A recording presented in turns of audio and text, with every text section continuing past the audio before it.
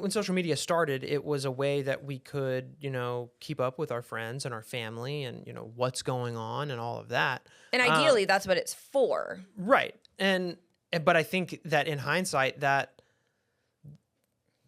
so I think for you, and this is just from the outside looking in, you can correct me if I'm wrong here. If you had a profile feed or not profile, but if you had a feed of things that you knew were like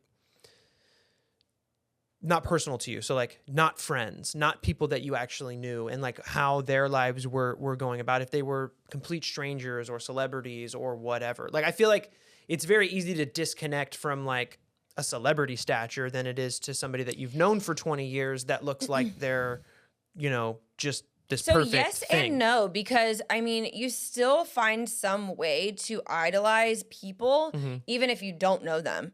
I mean, and people follow. See, while I don't disagree with you, I think for me personally, like it's much easier for me to say like, yeah, that guy's cool and all, but like I don't connect with it because I don't personally know. But that's much where about it comes from. I mean, and I don't know if this is male female maybe related, but it's like, well, if they can have it, why can't I?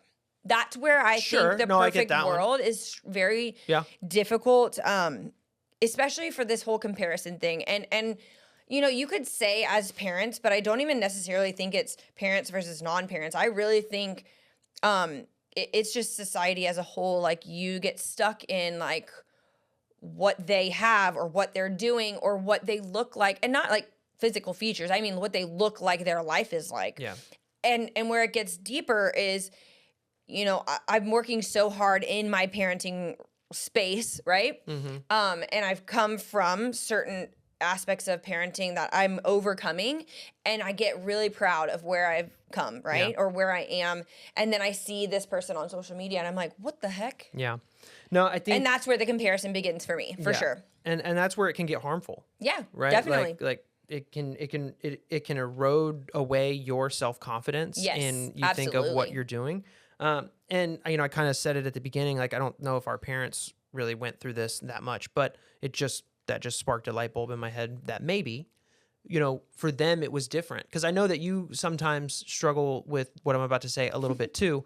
It's movies and TV shows. Yeah. Like that picture perfect reality of like. And that's probably where like our parents' generation probably more did their comparison. Because if you think about pictures back then, were like you had one chance on the little disposable camera, and like if you look goofy, and it is what it is. Like you can't edit it to make it look better, right? But like our parents probably did look up to movies and TV shows like that because that was their like perfect world. Yeah. Yes.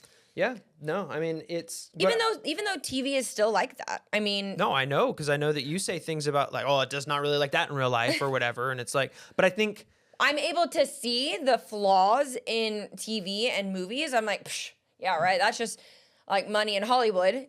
There's no way that's not in real life, like you're saying. But when I look at social media, I'm like, well, they're just like me. I mean, their life is perfect, and why is Are you talking mine about people not? that you actually know? No, anybody on social media. I'm just saying, comparing it to like Hollywood picture perfect, I can usually find a flaw in, whereas people on social media, I don't tend to find flaws.